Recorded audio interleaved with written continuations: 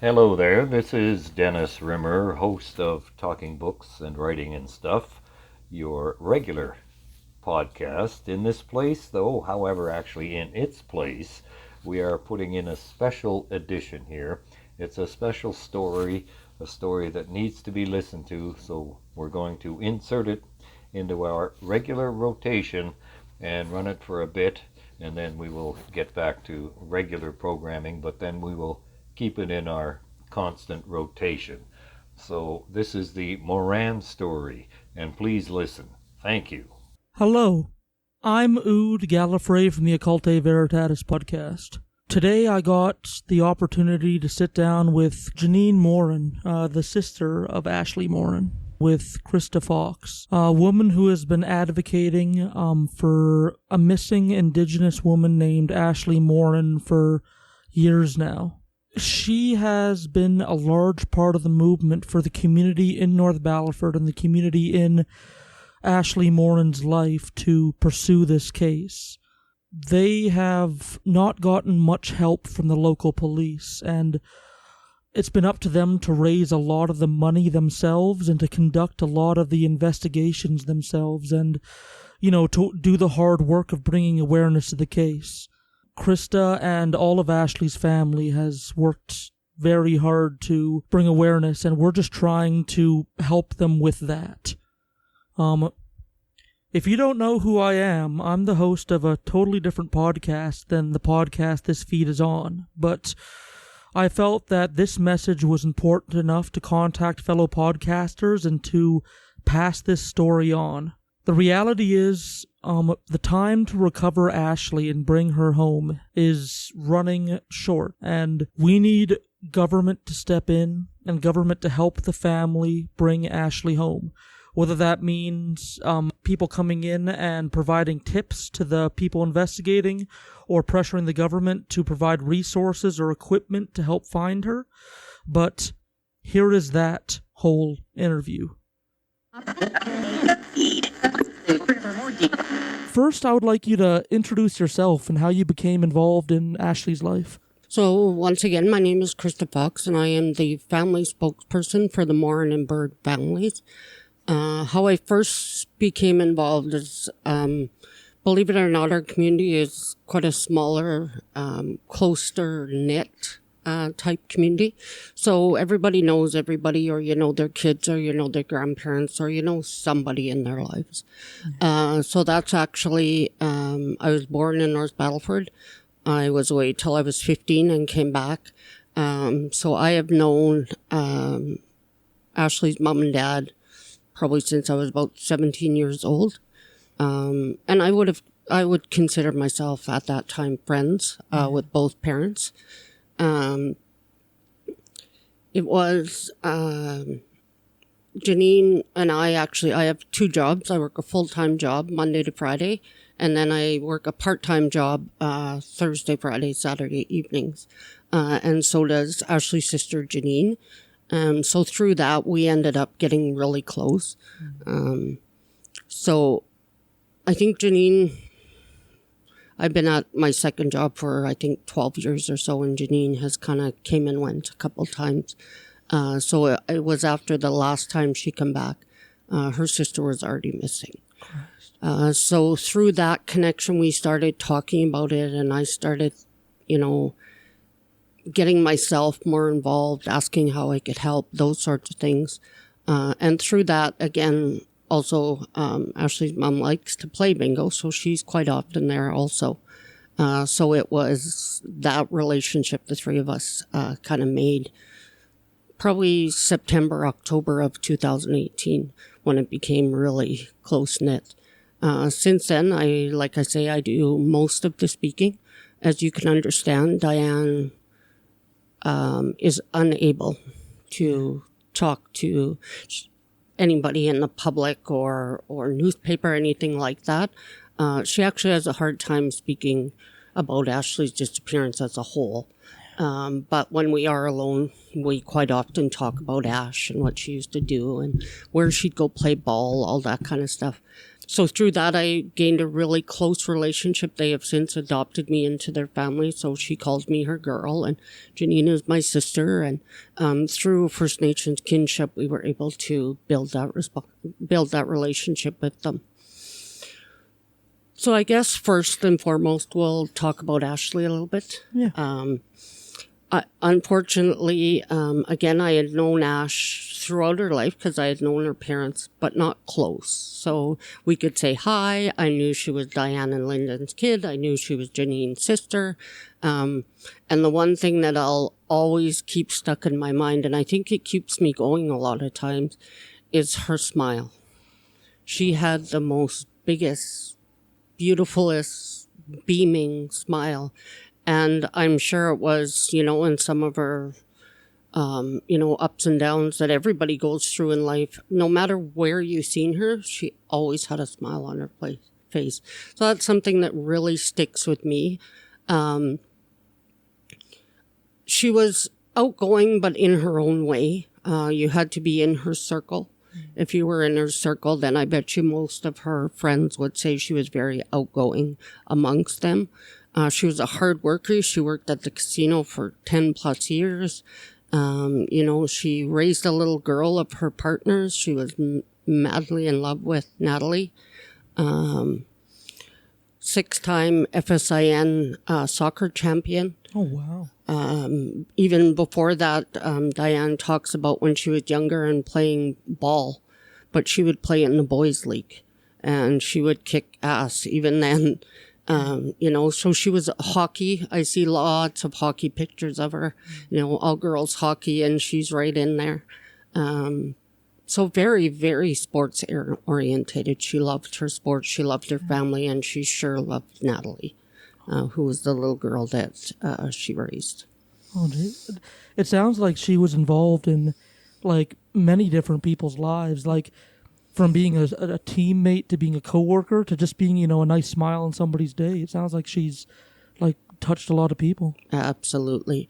It's not uncommon to run into 24 people a day, that have nothing but good things to say about her. Oh, I used to coach her. Oh, she was such a good player. Oh, I went to school with her. Oh, I worked with her at the casino, everything. And everybody says the same thing. Her smile.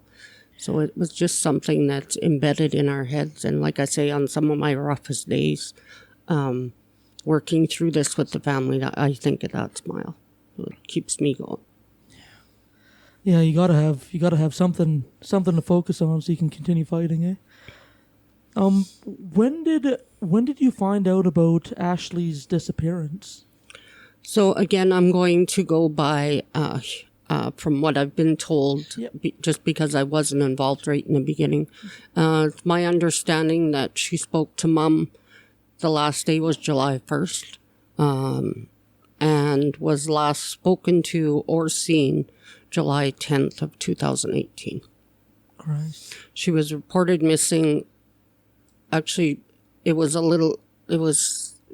or 10 days later, simply because nobody knew she was missing. She would go visit friends or family and, wouldn't stop by at Mom's for a few days at a time. So that wasn't out of the ordinary. But we do understand that through some things that happened that I won't speak publicly about, but they were able to determine about 8 days later that she had not, in fact, contacted anybody. Yeah. And my understanding is through a newspaper clipping that they were looking for a van that she was last seen on 96 or 7th, 97th in North Battleford, just about on the most western side of the city. Okay. Down by a local John Paul II high school. Oh yeah, It was in that area. Yeah, I used to go to John Paul II. Yeah, like I said, it's there's a reason that I really wanted to talk to you guys, because it was so disappointing but not surprising to hear just how the RCMP has kind of treated this case. So, like, I guess, when did they become involved in Ashley's disappearance? So my understanding is the RCMP in North Battleford were involved with the statement taking. And then possibly stopping by mom's house to pick up something. As far as I know, that is the only, and I repeat, only involvement that the local RCMP have had in this case. We deal with major crimes, and we do have a very good contact there. And we have support from Saskatoon Victim Services, and we wouldn't be where we are today or still holding it together, I don't think, without Dorothea Swiftwolf's help. And she works at Victim Services at the Saskatoon City Police. Also with the Saskatoon City Police, as you know, we've done a walk 2 years in a row. And we, unfortunately, or fortunately for us, we start in Saskatoon, as we have a huge support at Saskatoon City Police and surrounding areas. So we start from here. Also, we have amazing help and support from PA. So the deputy police chief there, Jason Stonechild, we met him last year, and we've had so much help and assistance in the things we want to do over the last year than we've had in the full 2 years. So it's been amazing support from Prince Albert. Also, our main contact, and I think she's family liaison might be her title. I'm not sure. She does everything and anything we need her to do. But she is also based at the Aboriginal Policing, and I believe it's based out of PA also. So yeah, as for RCMP support, locally, I would say it's very minimal. And actually, I don't think we have any contact with them, really. No. We meet at their office when we meet major crimes, but besides that, we have nothing there. That doesn't, and I just want to reiterate here that doesn't mean we don't have support in our community, because we have some amazing people in our circle, such as BATC, like just local. My aunt has actually done 2 auction for Ashley's now to help us with the reward money, and it is now sitting at $20,000. And that's a huge thanks to her support putting that all together. But we have to remember that those gifts they bid on come from people. Yeah. So there's obviously a lot of local support that way. And I couldn't even begin, to thank those people. Some of them I don't know. Some of them were donated on anonymously. But that's why I just wanted to make sure that I said, in fact, we don't have the support of local police, but we do have local community members who step up each and every time. Holiday Inn has been amazing. It's a new hotel in our community, and I have to mention them simply. When we needed, we also are very close with Tiki Lavadeer's family. If you get the chance to look up her story, please do. But when they come for court or whatever they come for, Holiday Inn will help that family immensely. We needed help for our recent search this past weekend for 7 rooms due to COVID. Everybody had to be separate and everything. And again, Holiday Inn stepped up. So for sure, we need to acknowledge them. And like I said, we have so many generous supporters in our community that it's hard to start mentioning or thinking of people because everybody's kind of popping in my head. But we do, and I want to make sure if any of the listeners are from the North Battleford area that we absolutely thank you from the bottom of our hearts for all that you're doing to help us bring Ash home, because without them, I don't know where we'd be. When I was reading about it, I was amazed by how much the community stepped up where the police wouldn't, doing investigations. And I just know the little I've read about it. I understand that the police didn't want or didn't, for whatever reason, go forward with investigating any further than the initial contact and the initial note-taking.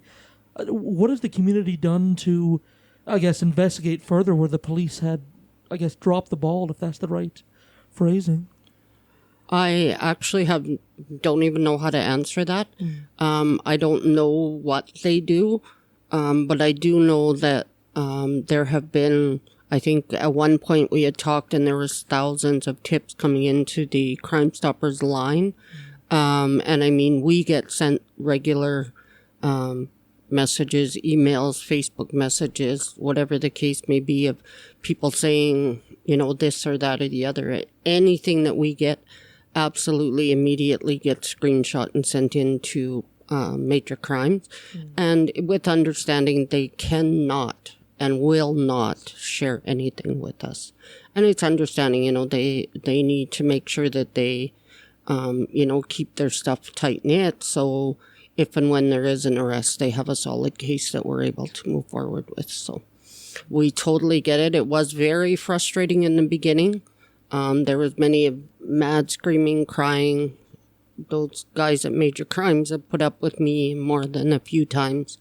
But yeah, when I get the chance to cool down and think about it, I absolutely get it. They cannot share anything with us. And I will say right now, I cannot and do not really know anything other than what is in the news about where Ash went, who she was with, that type of stuff. I don't know.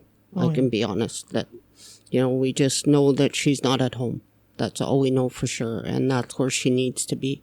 So whatever it may look like, we need to bring her home.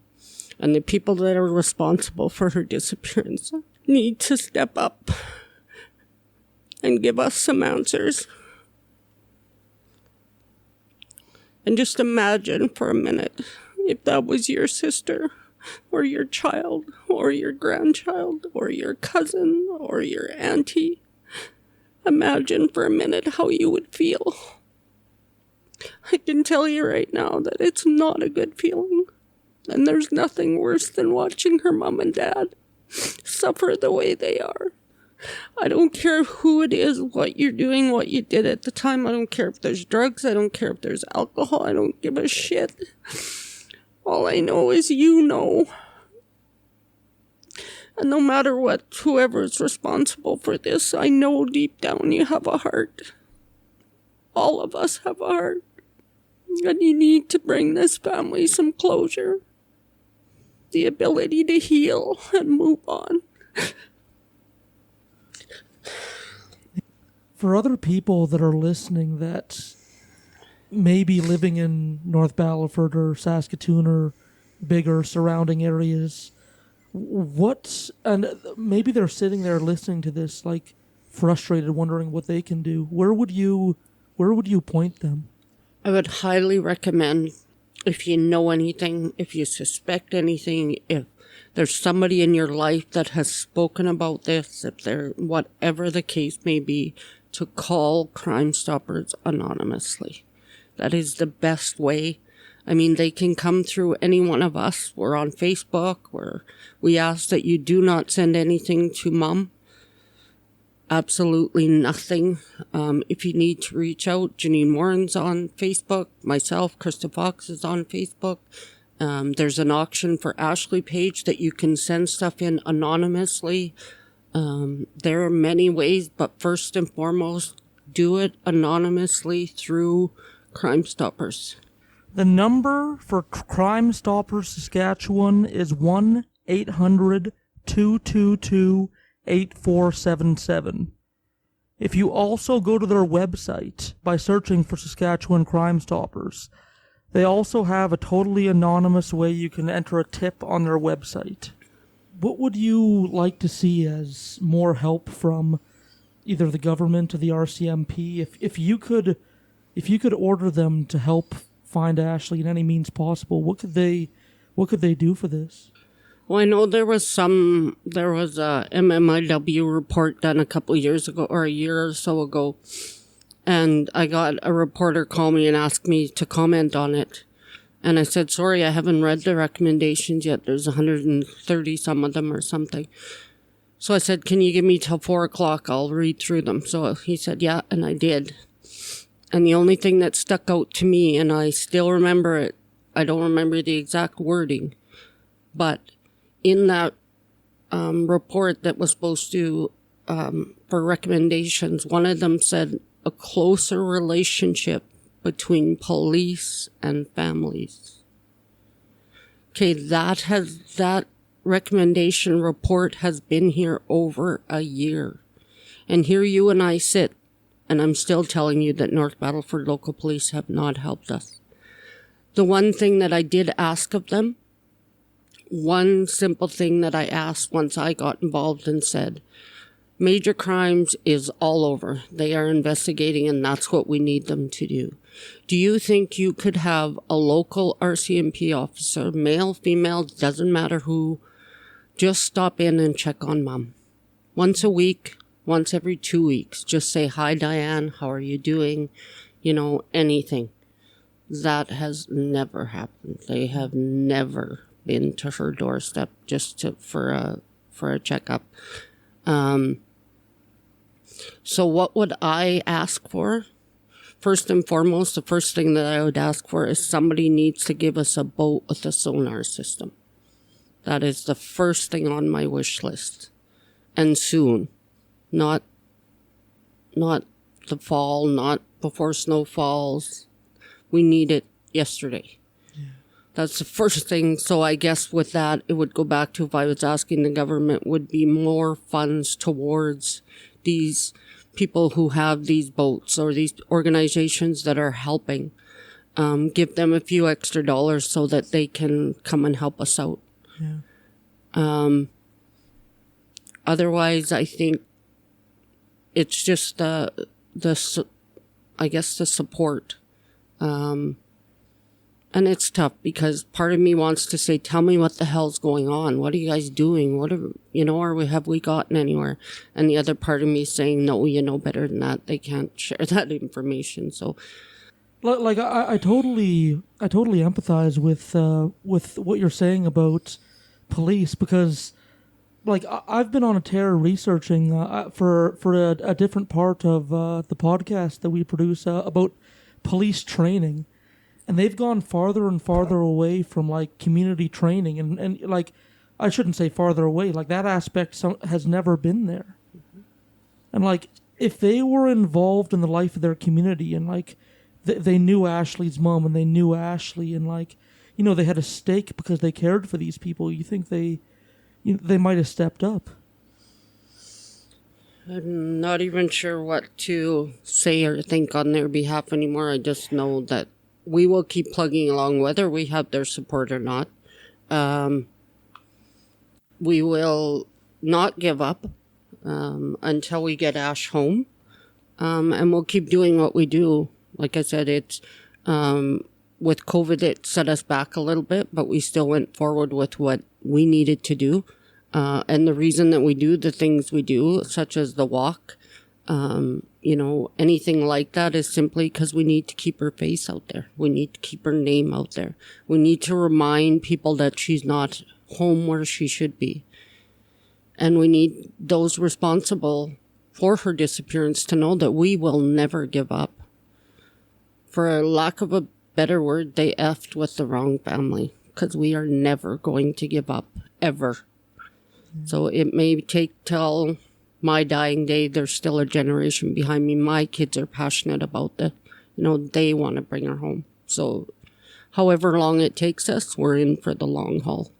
I only found out about Ashley, like, through the walk, because my roommate wanted to go on this walk to North Battleford, and I really do think that you're catching the ears of many, and we're going to try and do our part to make sure that as many people as we can will listen to the story as well, and will know her name as well. Absolutely. Yeah. And we are very thankful for this. So as I mentioned, when you asked what was on my wish list, and I said a sonar boat, we are going out onto the water as soon as we possibly can. I believe we have enough money raised in our fundraising account that we could cover the cost of it. So we will be heading out on the river as soon as we can find somebody to assist us. Like I said, my understanding is the waters were really high over the weekend, so our cadaver dogs were not able to pick anything up, but we do believe we're in the right location. Mm-hmm. So we just need to get the means to get out onto that water and start searching. Again, we need closure, people. We need to be able to help Mom start healing. She's never going to heal until we can bring her baby girl home. So please understand that when you hear this. We need to bring her home, whatever that may look like. We cannot start on that journey until we have her home. Yeah, anybody listening, if you're listening to this and you want to do something, then the advice was given out. You know, especially if you live in the communities involved, it's extra important that you provide your voice, remember her name. You know, there's a community of people just hurting, and they need their baby back. And that's exactly it. Even if you're not familiar with their case, if you know nothing about our community or anybody there, or that's one thing that you really, really can do to help is go look for her page. She has a missing Ashley Morin page. We have an auction for Ashley page. We have a second annual walk page. You can Google her name and a picture comes up. Go ahead and share it. You know, tell them you were listening to this podcast, you know, and you heard her story and you went out and you reached out and you found her picture and you shared it. You know, even that's a help. Any little thing it can, you know, as long as I just want to flood Facebook or whatever other, I don't know, there's other things too, Twitter and I don't know what. We're on there too. Oh, okay. Well, I'm not, as you can tell. I'm past that age of trying to figure out what those are. Facebook is difficult enough. I usually have to hand my phone to Janine and, can you do this? Can you fix this? Because I don't know. But again, back to absolutely, if that's the least you can do, from the bottom of our hearts, we're thankful. You know, one share of her picture from somebody who has no idea what this beautiful girl means to us. Just sharing her picture is, you know, that's one more person that got to see it and shared it with their 200-300 friends. Again, just as a wrap up, if I could say a couple of things. Sure. First and foremost, for those of you listening who might have the answers to our questions, once again, there is $20,000. It's not in a police account. It's in our account, an account that my aunt set up. So we do not need police approval to go ahead and give you our reward. What we need from you is a location or an arrest because of your tip, and we will absolutely meet you at that bank and hand you over that cash. So first and foremost, there is $20,000 sitting in a bank account waiting for you. Just come and get it. Come and give us our answers. The second thing I want everybody to know is, and I've said it a couple times throughout this interview, is we will never give up. We will never, ever give up. Ashley is not a statistic. She is a daughter, an aunt, a sister, a granddaughter, a niece, a cousin, a goddaughter. She is all of those things. So when the government or whoever writes up all these fancy things that happen in government, I just want everybody to know that she's not one of those statistics. That she is somebody that is very, very loved and extremely missed.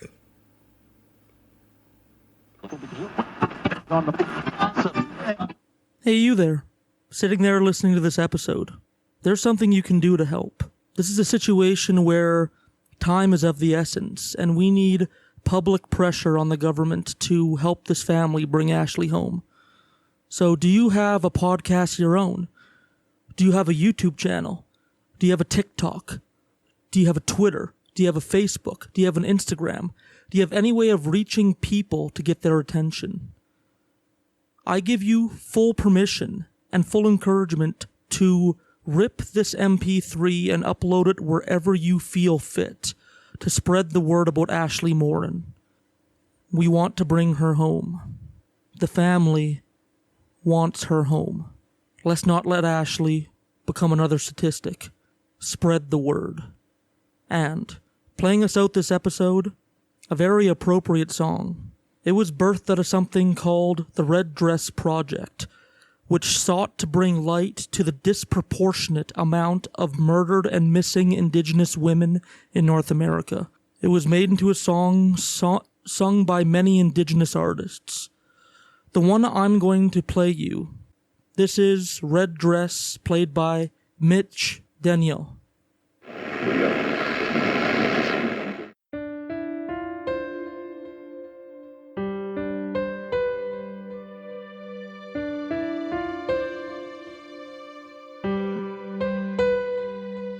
I know you ask about me, you've wondered where I've been. Someone may have seen me hanging out with my friends. Maybe I'm not with you, it doesn't mean I don't care. Gone but not forgotten, I will always be there. I never meant to leave you, I didn't want to break anyone's heart. Leave a red dress in the window, a candle I can see. If it shines bright enough for me, you'll have to let go. I'll see you again. Until that day, won't you pray for an angel to bring me home? Many nights you'd lay there, what it must have put you through. It wasn't till you dreamed that I was there right next to you. Still you keep on searching, never giving up on love. Maybe there's a light for me that shines from above. Still I never meant to leave you, and still I never meant to break your heart. Leave a red dress in the window and a candle I can see. If it shines bright enough for me, you'll have to let go. I'll see you again. Until that day, won't you pray for an angel to bring me home?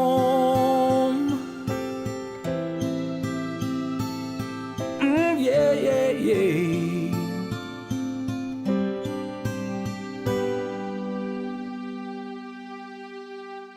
Leave a red dress in the window, a candle I can see. If it shines bright enough for me, you'll have to let go. I'll see you again. Until that day, won't you pray? Until that day, won't you pray that an angel will bring me home?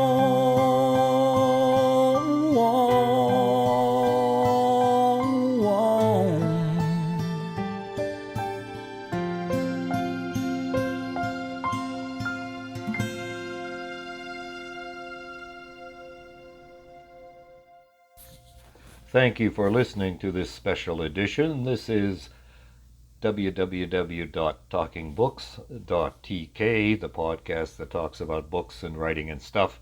And we hope you will share this message that you have just heard with others in your area. Thank you.